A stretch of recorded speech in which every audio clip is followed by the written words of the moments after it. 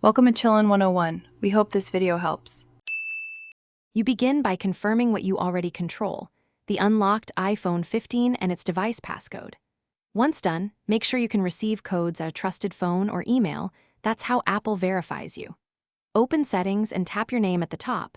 This starts the password flow. Don't waste time on guesses. Use the built-in reset path because it preserves iCloud data. If your device is offline, connect to Wi-Fi or cellular so verification codes arrive reliably. Next, you navigate straight to Settings, tap your name, then Password and Security. This is where Apple lets signed-in users change their password. When you tap Change Password, the iPhone will ask for the device passcode. Enter it.